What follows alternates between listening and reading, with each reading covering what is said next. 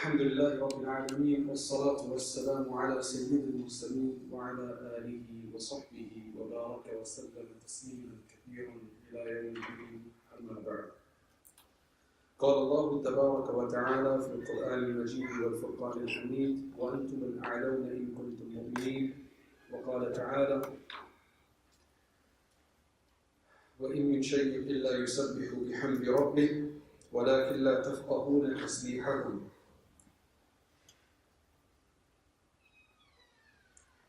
So, our dear friends, brothers, sisters, ulama, assalamu alaikum wa rahmatullahi wa barakatuh. Did I say young guys again? Don't feel left out. This is about textbooks, temptations and takeaways. I just thought that was a wonderful title that somebody in Wales, Cardiff, thought up. So we used it here as well. I thought it was a good title. I don't know if you guys think so. But there you go. What I did was when I had to do that talk, I discussed with my students. So I'm teaching in two places right now, and the students were studying art in class in the evenings, but in the daytime they'd either been to university or were in university. So they're actually combining both. We've got some really good students in London that are in some of the top universities of the world, because I think London has at least four out of the top 10 universities in the world. Imperial College, UCL, Oxford, Cambridge. So we've got some students that are studying at Imperial and UCL that are also doing art in class in the evening. It's quite amazing. And these guys are doing like physics and things that they're really intense. And then in the evening, that's what they're doing, and mashallah it works out. So it's not something that's impossible. This is going a bit too loud now. Maybe I'm getting one here. Okay, let's carry on. Maybe it's just. So I'm just saying that because it's something that is possible. I think we just have to think out of the box. It's really important to see what the best thing that you can attain and that you can achieve.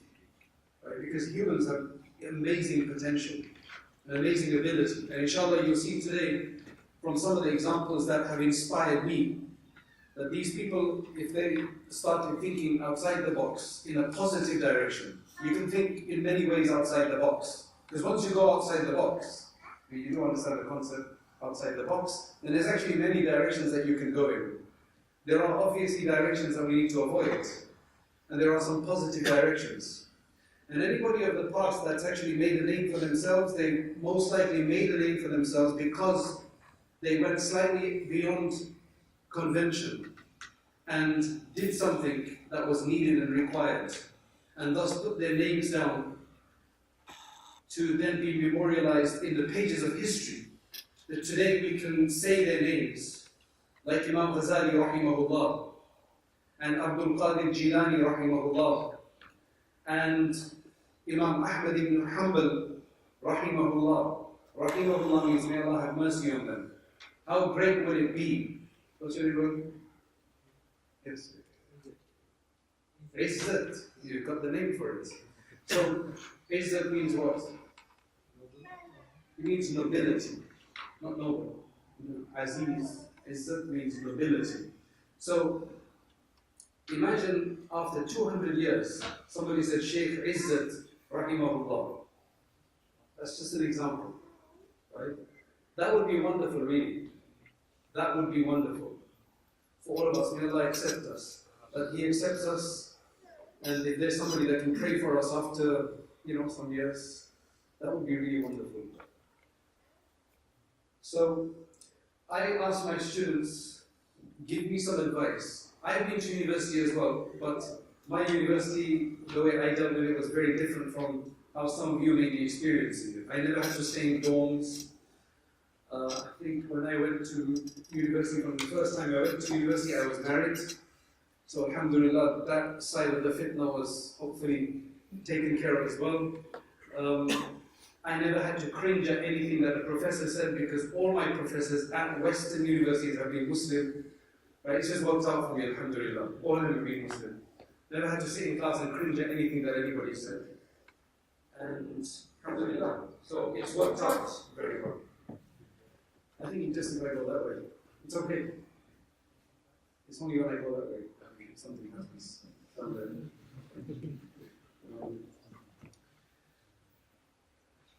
So these are a number of different advices that they gave me, which I compiled together. And I am intending, inshallah, to put 40 hadiths together for university students. Right? Because I think everything that is a challenge, that is considered a challenge, we can get guidance from it. That's the beauty of our religion now. So the first thing, before anything else, is I think it's all about intention. Why are you studying? Many people they study for different reasons. They don't study, they come to university for different reasons. Get away from home is one of them. Right? It's a tradition. There's a convert that we know, and she had 2 daughters. She's a British English convert sister, and she has 2 daughters. Daughters are not Muslim. And I remember discussing with her, and she said that I just have to wait for my daughters to be 18 when they go to university. Once they go to university, then my responsibility is finished. Because the concept, the idea, is that once you go to university, then you kind of move out from home. That's Western kind of culture, that you move out of home and then you do what you're going to do. In the Muslim culture in general, wherever you are, no, the parents want to keep you at home as far as possible, and only when you get married or whatever the case is, or you run away from home, then you go. But that's generally the alhamdulillah. The main thing, though, is that there are people who want to go to a university that's further away than to the one that's close to town. Now, I guess you guys are lucky because I guess if you're from Auckland, then you've got at least 2 universities here. Right? People who are in other areas, then, unless you want to go somewhere else to study, and some people do want to just get away from everything. So whatever the intention is, why are you studying, what are you studying, and what are you going to do with your studies? That's a very important question. Are you doing it because your parents are forcing you to become a doctor or a lawyer or something like that? Or is it because your friends in that course and that's why you want to be there? Or was that just the best thing that you could do because you weren't interested in anything else? Remember, don't go to university to waste your time.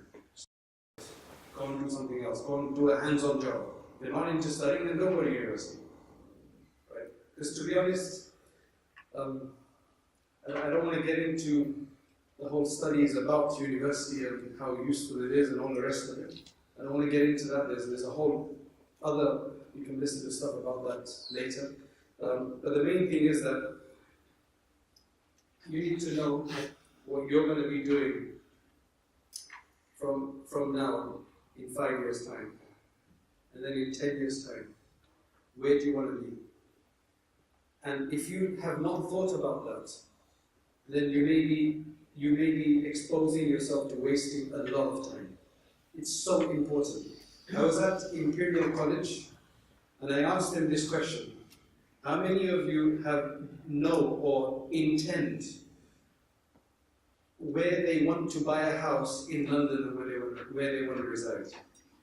How many of you have already planned where in London you intend to stay and buy your house? Because London houses, house prices, just like here I've heard, are very, very high. The minimum price for any decent house is about £400,000, which is double that to £800,000, $800,000. That's kind of a minimum, and that's kind of going out, not even closer to the centre. Now, if you decided already from the time you start university that that's where I want to be, then you would have done the maths in your head. You would have made, you would have, please, if I go back. You would have made certain decisions. Otherwise, you'll go to university, the years will pass. And even if it's not about you can project this into any lifestyle. It doesn't have to be just about university. If you know what you're going to do, because I ask those same students, it's fine. Maybe if you go back a little bit.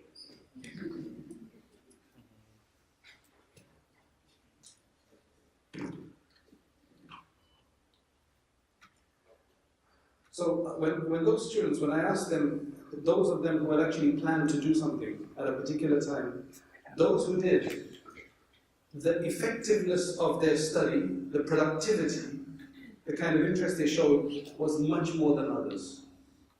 And the reason for that is when you've got a goal in mind, you will orient your entire study in that direction. You won't have time to waste. Even if somebody invites you to do a kind of something, just take time off doing something else, you may do that, but you'll get back on track really quickly.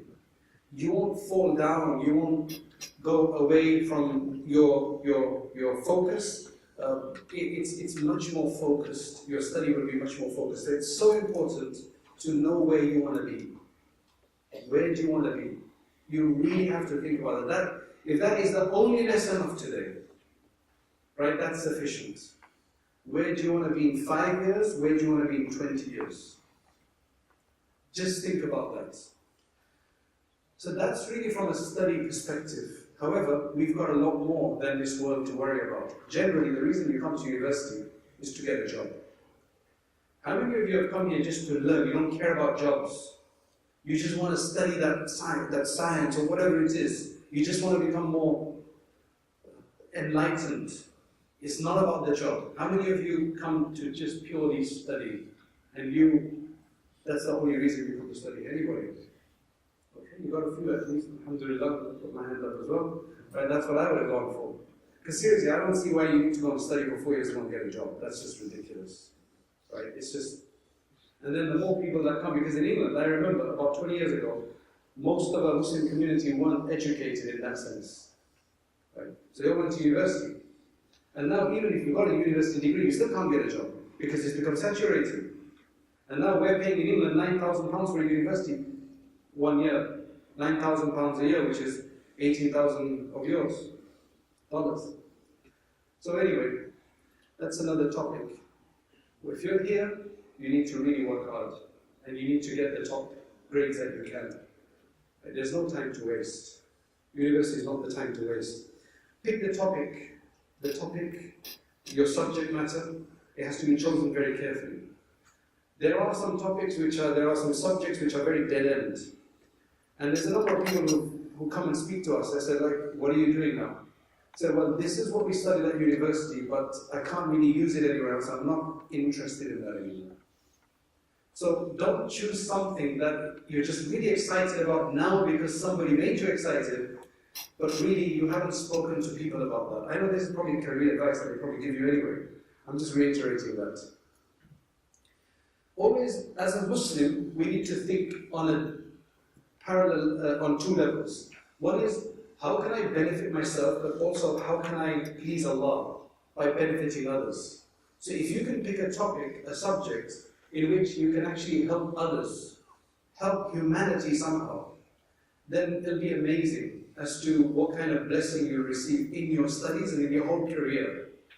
See, the wonderful thing about Islam, you may have heard this, that if the Sahaba, if any of the companions, they spent just a handful of something in the path of Allah, a handful of grain that they gave in the path of Allah, that was supposed to be more valuable than one of us spending an entire mountain of gold in the path of Allah if we could do so.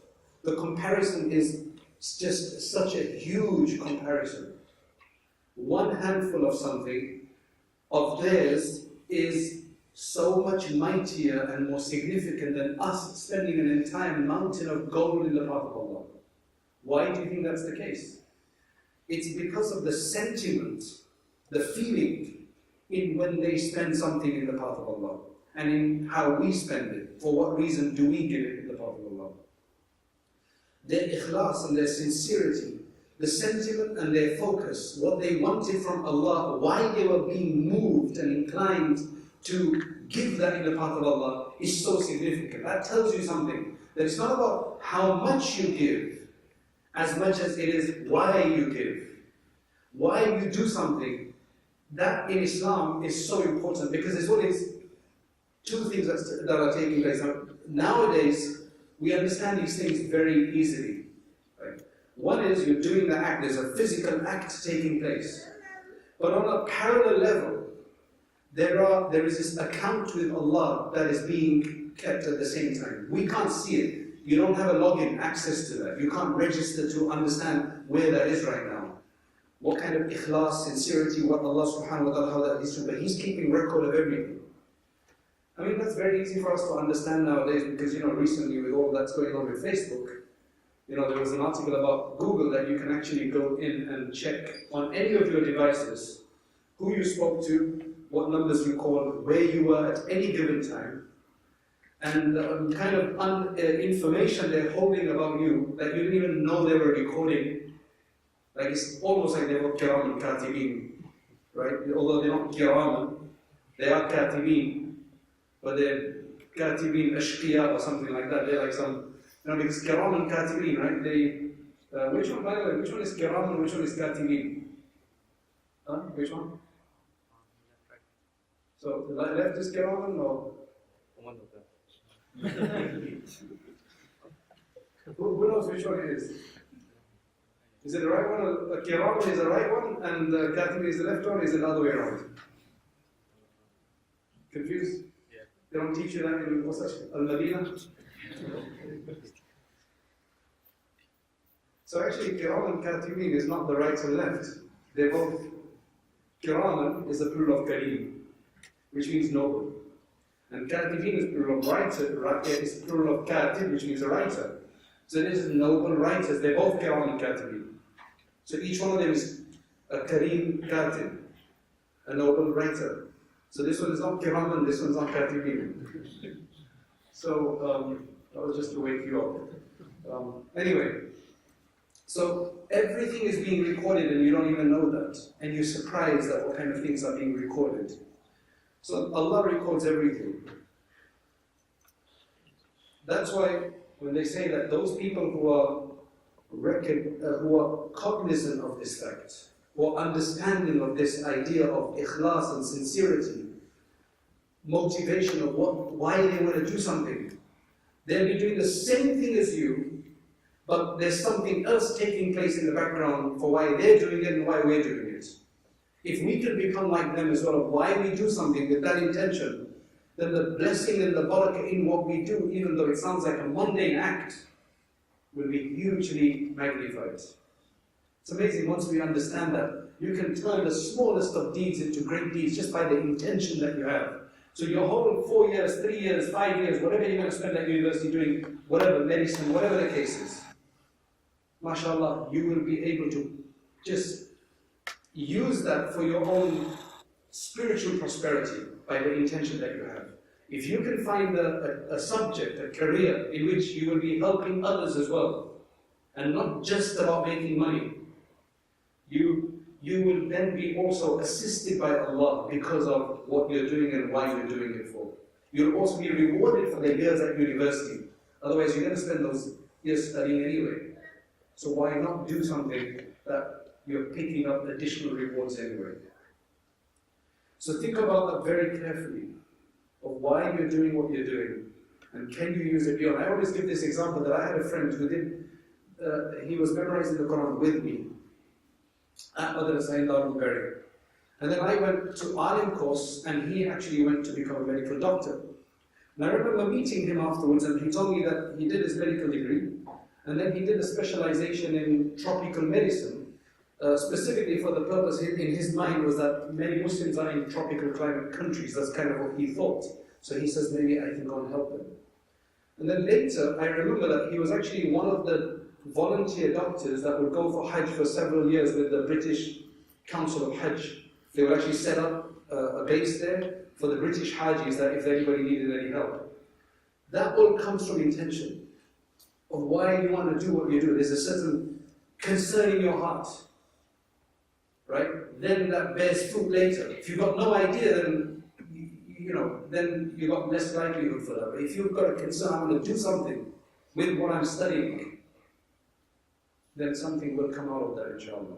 And you'll be assisted in your study. Because if eating food with the right intention becomes an act of reward, even though you're enjoying that food, you must do it anyway, you must eat. But if you're eating for the right reason, that to strengthen myself for worship or for, to be strong enough, You get reward for that food, otherwise you're going to eat anyway. Right. Number 2, time management. People who have great ideas, who want to break barriers, who want to bring up watershed movements, moments, who want to change the world, who want to leave a name behind, they're not going to have time to waste. There's no time to waste in this world. Knowledge, which I will highlight to you by reading Ibn al-Jawzi, is that the more you study, the more things open up. Your curiosity only gets more, and you just want to devour as much knowledge as you can, because that's when it gets exciting. You know, when you really get into it, that's when it gets exciting. So, optimize your time well. You have to be very disciplined in this regard. A lot of people, and I've had this experience myself, that when you don't have a routine, if you're just, let anything come by, I'll do it. In New Zealand, from what I noticed, mashallah, you guys have a lot of time. I came out of the airport and I think we were the only ones that were rushing out. Everybody else was relaxed, there was nobody around. It's like, what's going on here? So, even your driving, it's so easy here, mashallah, compared to London. There's a benefit of that, mashallah. But Imam Ghazali, rahimahullah, says that make sure that for everything that you do, in his Beginning of Guidance, it's a wonderful book, one of the last books he wrote, he says that make sure that you have a time for everything. You have a time fixed for it, your daily routine is fixed. And he says that make sure you stick to your schedule. And do not just take things as they come. And do not just think, okay, we'll do this, we'll do that, and then something else came and you just did that. Make sure you stick to your time, because he then says, وَبِهِ تَظْهَرُ بَرَكَةُ الْأَوْقَاتِ. By this, the blessing of time is manifested. Because everybody's wondering, I don't have time. Right? The day just flies by. The day just flies by.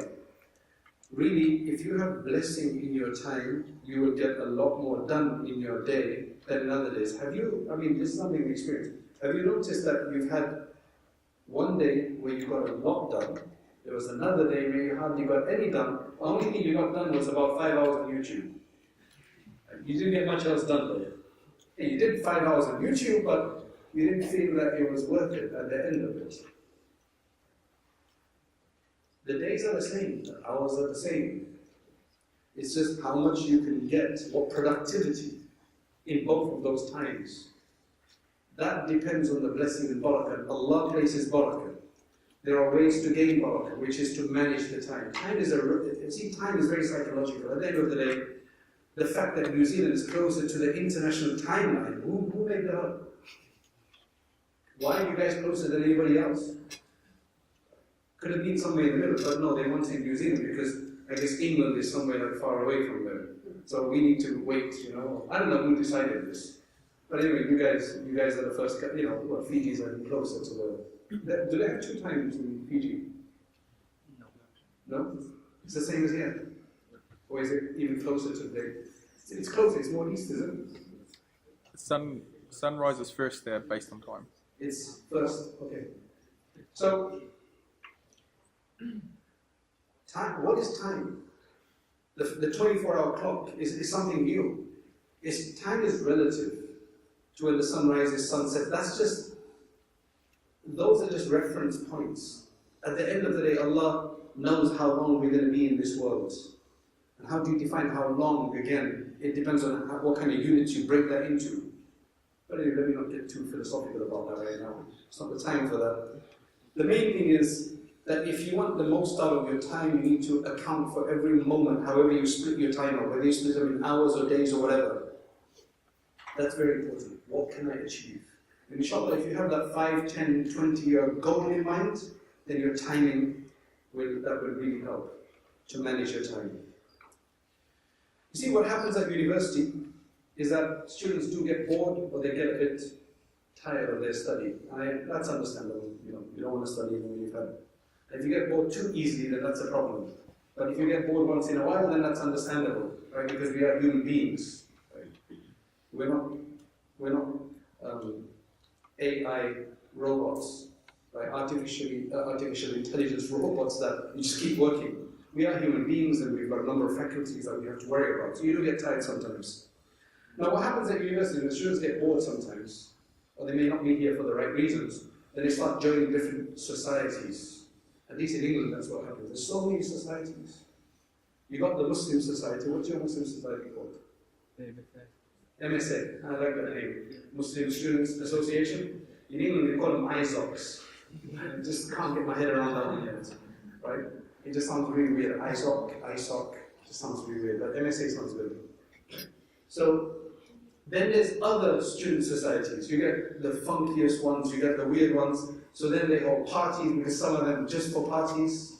Then that's where you go. Then things get loose, and that's when the drink begins to flow. And even if you've never drank in your life, you've never wanted to drink in your life, being in that environment, that is extremely dangerous. So people end up then getting involved with that kind of things.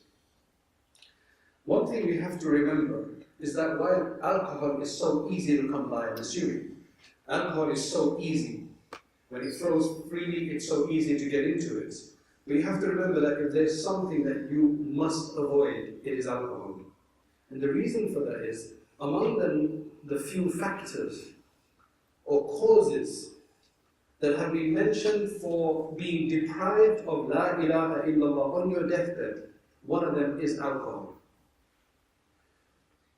Even if somebody is so-called lightly practicing. But there's a few things that are, one of them is alcohol, that if you're into alcohol, it will deprive you of the kalimah on your deathbed.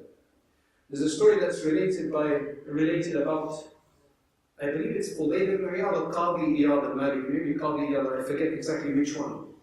He was called to one of his students, right? He was actually a religious student. That he's on his deathbed, but he's refusing to say the kalima La ilaha illallah. Now, you know, in the Islamic tradition, for somebody to say La ilaha illallah just before they die, that's amazing. It's not easy, because it doesn't matter who's around you. Saying La ilaha illallah means that you've got iman in your heart. You can't make that up, generally speaking. You just can't make that up, because you're not in your full faculty at that time. You're not in your full senses. So what's going to speak is what's really important to you. Okay? May Allah make us, اجعل آخر كلامنا لا إله إلا الله. That's the dua. Oh Allah, make our final dua La ilaha illallah. Our final statement La ilaha illallah. And whoever says Man qala La ilaha illallah dakhal al-jannah, they go to paradise. Those people who say that, they go to paradise. That's a massive thing. So this great scholar was actually called quickly to go to one of his students, and he just wouldn't say La ilaha illallah. So he went, and he says, why don't you say this word? And then the student said, Ana kafirun bima tad'uni ilayh. Something like that. I am a disbeliever in what you are calling me towards. Now, had he remained silent, he would have been safer than this clear rejection. Now the Shaykh is totally astounded, right? Extremely perturbed by what's happened here. The person ended up dying, obviously. So he then went and started making inquiries, because on the face of it, he was a religious man into studying of the deen. And finally, it was his wife or somebody that told him, that revealed that there were two problems here. Number one, I think he was very competitive, but there was something about he would do against somebody else. But the main thing was that for a particular reason, he would have small amounts of alcohol. Maybe for some other medicinal reasons or whatever the case was. Alcohol is dangerous. I mean, it's dangerous, we all know that, right? But it's dangerous for your iman. Not even a casual drink, believe me, it's dangerous. If you can die, if you can go through this world and on your deathbed say, Alhamdulillah, I've never tasted alcohol, at least knowingly. And then it comes in food products and stuff. But at least if you can say, I did not drink a glass of wine, whiskey, beer, whatever the case is, mashallah. That is one thing that we need to avoid, because it's not worth it. The other thing that we need to is, I went to Al-Madinah today, and you have the other Zayed College, and you probably have other Islamic schools, no? That's the only one? Smaller ones? Well, whatever the case is, sometimes coming to university, if you just come out of a Muslim school, is a massive shock. Right? because you kind of get thrown into the lion's den, right? And there's all sorts that's going on then. You may have come from a very segregated background, right? Where you were all boys, all girls, and then suddenly you get thrown here, and you have to then start dealing. So there's a number of challenges that come about. Again, that's something you have to navigate. That's something you have to learn to live with if you are going to be here. Remember, we're speaking about it from the perspective you're already here. So now, let's learn to live with that. Mitigate any problems. It's a very free, very secular environment, very liberal environment, very free environment. Very numerous things are available. You just have to go looking, you don't even have to look for them, they'll come to you sometimes. I talked about this in another university, and a sister asked this question: how do I deal with people complimenting me on the way I look? I mean, are they serious, genuine compliments? Or are they just the first line of something? Right? Is that just a pick-up line? You have to be very careful. Right? Especially with sisters, there's going to be people who say all sorts of stuff to you. Right? It's just, you have to look beyond that. Right? Praise is not always praise. Compliment is not a genuine compliment all the time. People just want one thing sometimes. Like I don't want to be too pessimistic, but seriously, I mean, you know that this is not a joke. So be very careful. I mean, for the guys, I mean, you don't need to sit in canteens with sisters and say, I'm giving dawah or something. That's just ridiculous. Why are you sitting there? Well, I'm giving dawah. No, I don't even give dawah, you know. That's a very lucrative dawah that you're giving.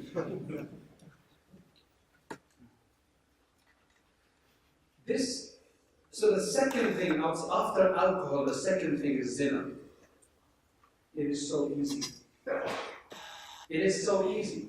Fornication is so easy. Fornication, zina, basically sex outside of marriage.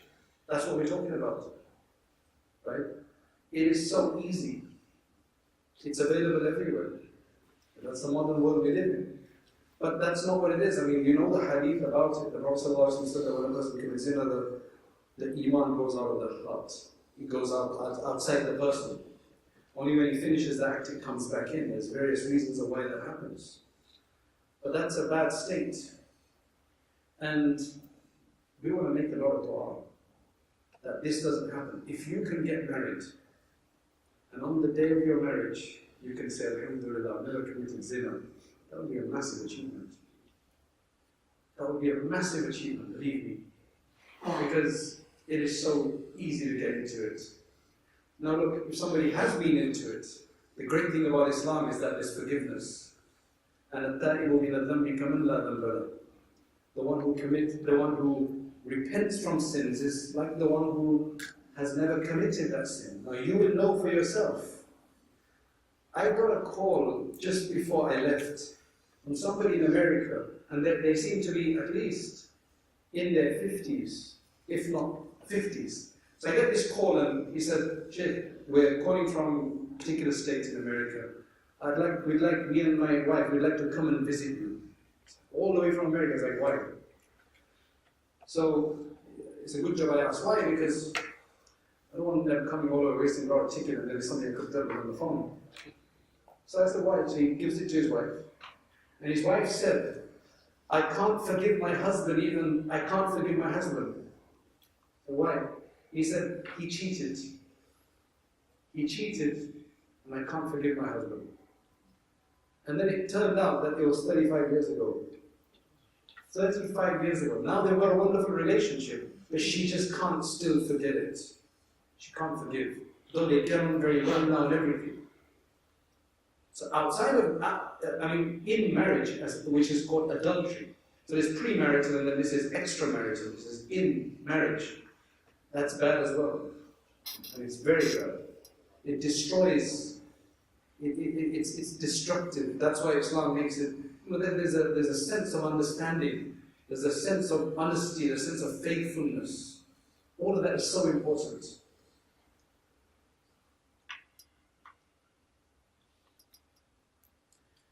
Okay, when you start studying, there are techniques to be a good student. Now that we're getting into the study now, we know why we're studying, there's techniques of being a good student. And a good student takes good notes. But good notes, and then revising those good notes. Sisters are generally better in taking notes than guys, right? I've had 3-day courses, and on the 3rd day the guys are just like listening, and the sisters are still writing. But the thing is that just because you write doesn't mean that, it doesn't mean anything. It's you're one step ahead, but you have to then use those notes effectively, and you have to take good notes. Now, I'm not going to, there's lots of, take notes however you want, whether you take them on paper, whether you take them on your tab, or on your iPad, or whatever it is. You can take whatever works for you. But you have to do it in a way that you can get back to it and then actually revise that. What I found to be very useful is that for any particular course in which, to make the notes, and then the most effective thing that I found personally is to actually try to go over the lesson beforehand. Then take the lesson, but after the lesson, teach it to somebody else. And I've noticed that sitting an exam, even though I haven't revised that portion, but because I've actually taught it after I'd studied it, something always came back. So there's techniques that you can learn, right? Because people are at different levels. Not everybody is the sharpest pencil in the box, right? Not everybody is sharp. Not everybody remembers everything. According to your ability, you need to figure out what's best for you. Because as Muslims, you need to be good at whatever you do. Because ihsan and excellence, beautification, is a part of our faith. So if you're going to be a student, you need to be a good student. Because it's going to open up much more doors for you. And if you've got your goals right, then inshallah it's going to be more productive. Alright, these are just a series of random ideas that relate to students, or student life, but they can apply to anything. So if they sound a bit haphazard, I'm trying to hurry through them because I actually want to listen from you, the questions that you have. Because all of this could be completely irrelevant to you maybe. So it's better I answer your questions after. So I'm just going to quickly go to them. Number 4 is finances. You have to manage your finances well, because students are generally always on kind of a tight budget. So there's a hadith I'll bring here, which is the Prophet ﷺ said, Al-iqtisadu fi nafaqati nisful ma'isha. Moderation in spending is half of your livelihood. It's quite a complex narration to understand at the face of it. Think of it. Moderation in spending is half of your livelihood. Livelihood means you're earning. Moderation in spending means outgoing. Outgoing, being moderate in your outgoing, is half of your incoming. What does that mean? You see, we don't have absolute control of how much we earn. Because that could change from day to day. Tomorrow you could lose your job. Right? But you have money and you can control how much you spend and how you spend it. So it depends on your lifestyle. What kind of things you like to spend, how you like to spend, can you cut down? So as a student, one needs to be very careful because that applies them too much pressure.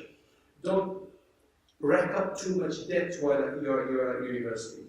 By attending too many different parties and things where you have to pay and so on and so forth. And have clear long-term goals in what you want to do.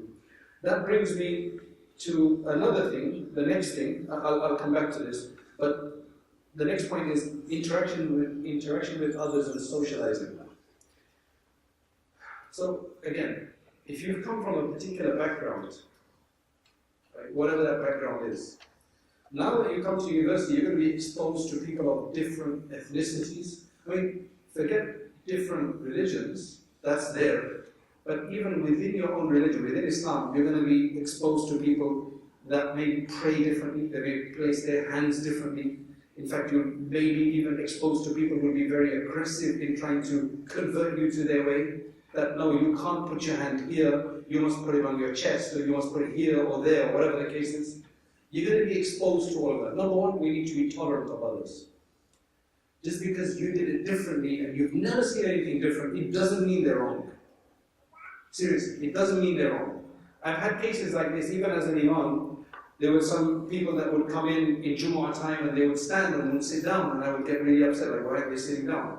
Then I looked, and in certain madhabs, if you're towards the end, it's better for you to stay standing so that you could get the reward of Tahiyatul Masjid in your Jumu'ah or something like that. Right? So you don't know sometimes. So go and find out.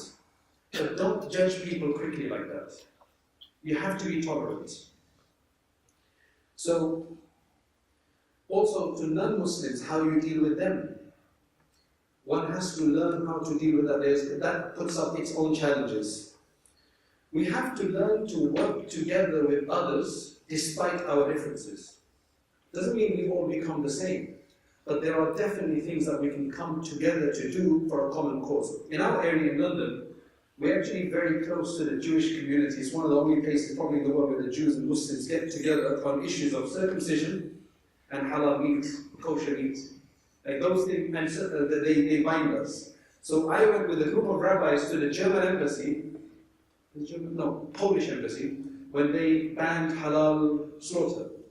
So some rabbis, myself, and another one or two Muslims, we went to the Polish ambassador to campaign as a joint effort, so we can get together. The Prophet ﷺ did this in Medina Munawwara. He made certain agreements with the Jews in Medina Munawwara when he moved there, that we would help each other in some common causes. Still, you keep your religion, I have my religion, right? You have your way, I have my way, but we can get together. That kind of understanding is very important. Right? I know I can't go into detail. I mean, if there's any questions, specific questions, I'll take them later. Avoid useless and detrimental debates. A lot of people, they get involved. I mean, especially if you're a person who was like me, very radical, who likes to find new things outside the box, and then, especially if it's something that goes against the grain, then you want to take that up. Don't waste your time. Pick your battles as well. Don't waste your time in useless things. Always think, is it going to help my goal of 5, 10, and 20 years? Always think about that goal. How is this going to help me? Many times what happens with some students is that they get involved in this. They only know actually a few issues, right? They only then learn a few issues about certain things and become very knowledgeable about those few debating, those hot topics. They don't really know anything else, and then they just go around debating and they waste a lot of time.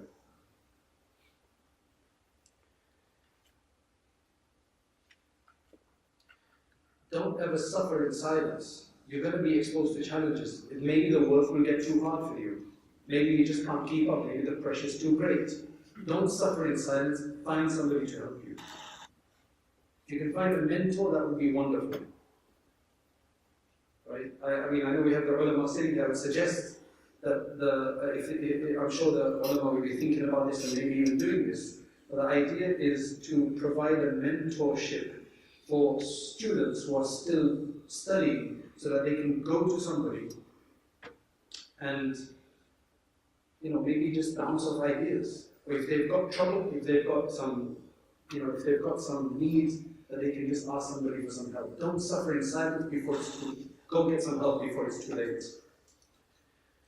Above all, if in university you can make good friends, choose your friends well. When you come to university generally, you may already have some friends, but really choose your friends well.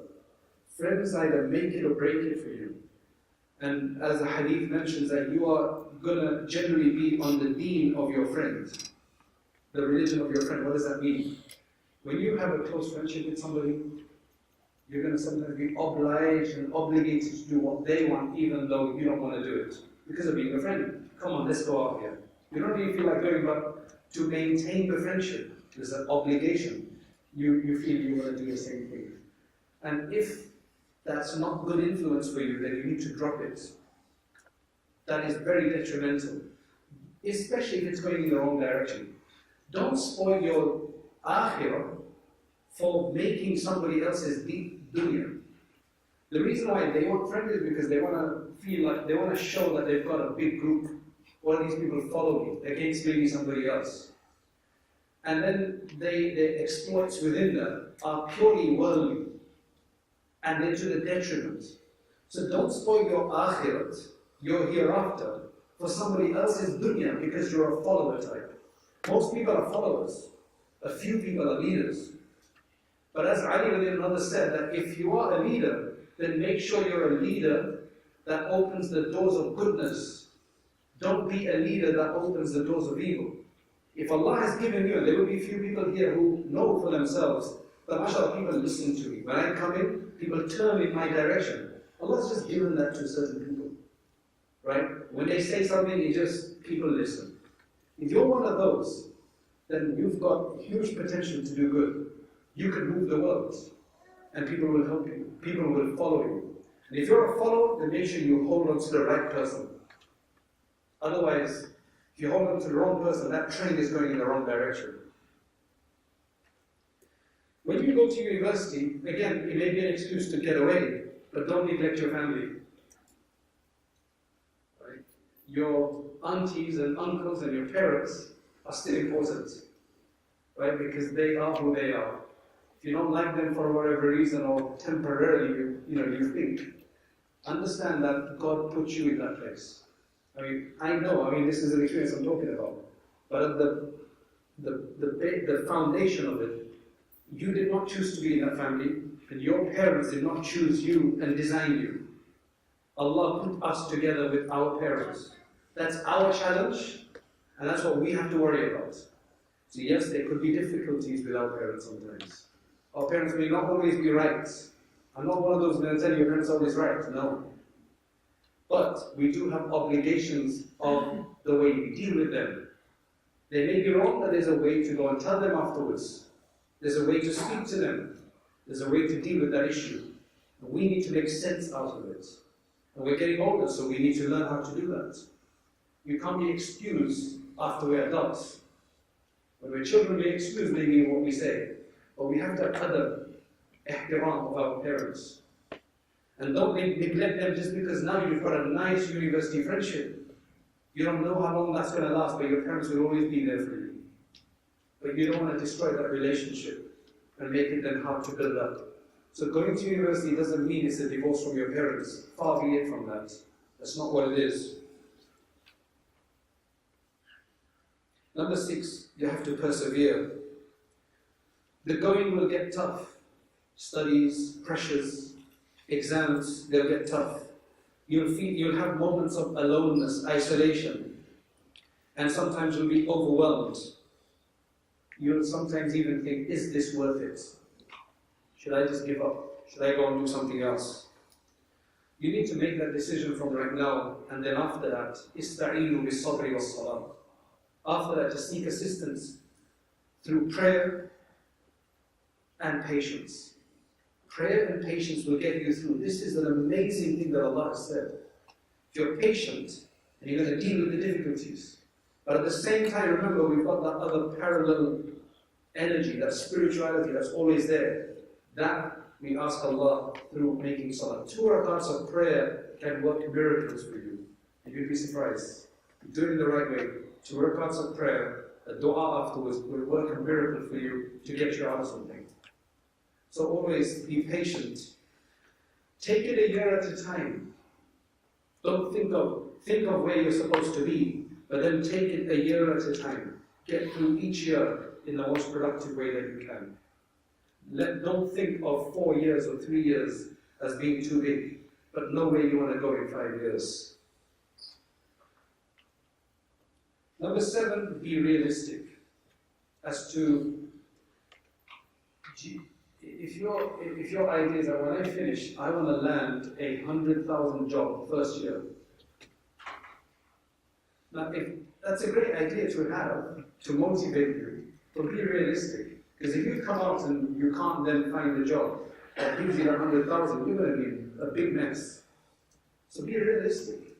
You can have in the wildest fantasies in your mind 100,000 job, but be realistic about it. Number 8, let's get to the takeaways. Halal and healthy. You see, when there's a lot of pressure on us, I know this from experience, then you have this tendency to binge on certain types of food, and generally the more harmful they are, unhealthy they are, and then do you guys have Red Bull here? These are like a staple, right, of university time. There's other ways, if you want to stay awake, and you want to give yourself a boost, there are completely healthy alternatives. You don't need Red Bull. I think I've had it once just to taste it. Tasted like medicine. And that's why people drink it anyway.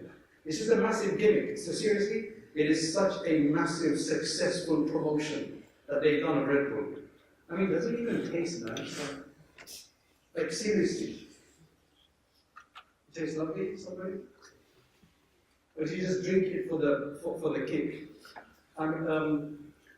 L-theanine. Right, I'm not trying to be a naturopath here, but I did some research on this because I've got some friends who are naturopaths. L-theanine is an amino acid or something that comes.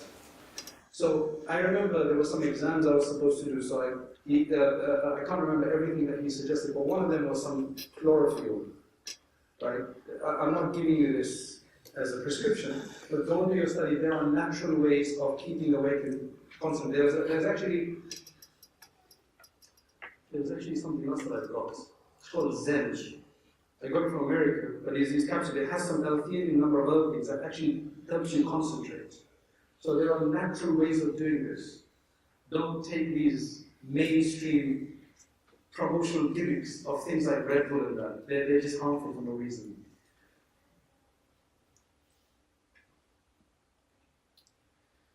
Number 9, the final point, is you have to maintain your religion and your principles because you're going to be now exposed to a lot of different ideas. And there's a lot of people who unfortunately get questions that they can't answer. At the end of the day, I believe that while challenges of atheism, people losing their faith, you may know people.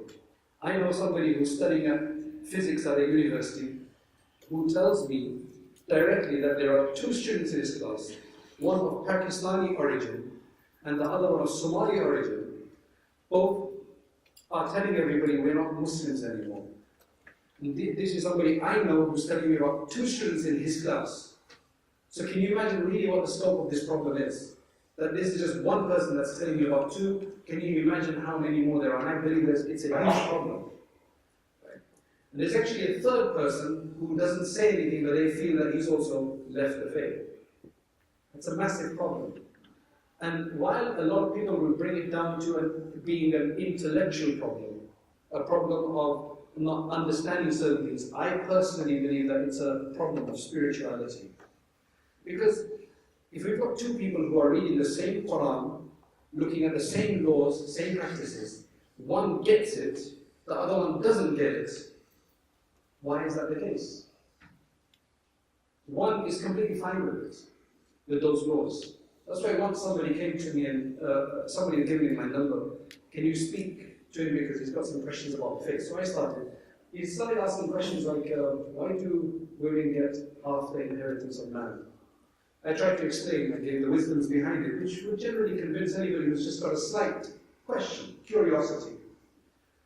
But he kept just moving from one issue to the next. And that's when I realized that there's a more fundamental. I said, do you believe in God? So his then response was, yeah. Like you could tell it was a half-baked answer, right? Unconvincing. I believe that this is all to do with. There was recently in America there was a bunch of atheists that went around to different Islamic societies, or different universities, explaining to people why they left the faith. And the person, I don't know, BBC I think it was, who took the interview of this person, said, what about your family? So essentially what it came down to, and this is the part that hit me, it said, we did try to, the families have disowned them. They said that we did try to believe, but there came a moment where it was, I can't believe this. I just can't believe this. And I had to leave the family. You could tell that they were very troubled. And you could also tell that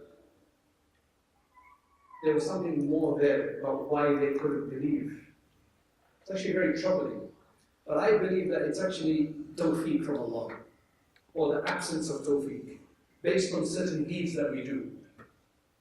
Good deeds bring on good results. Bad deeds bring on bad results. Because there's a concept in Islam called tawfiq, and the opposite of tawfiq is idlan.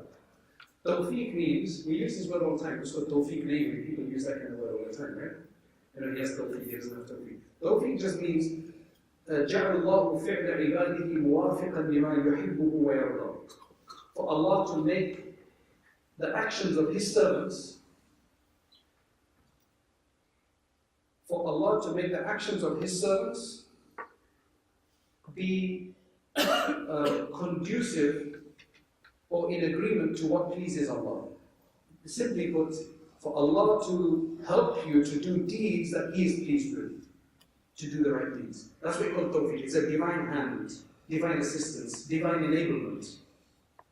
The opposite of that is for Allah just to leave a person alone. Okay, I'll leave you to your devices. What then happens is that attraction of the dunya is very powerful.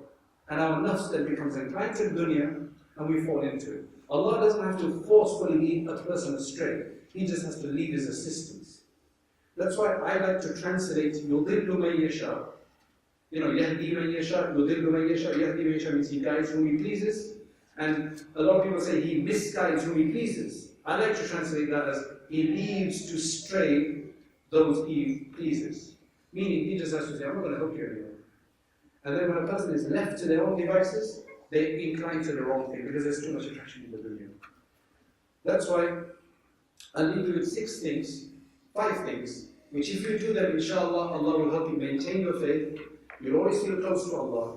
Because what happens at university and other things, when you need the challenges, and you're not in that environment anymore as you were used to, that kept you really strong, is that you start feeling very isolated.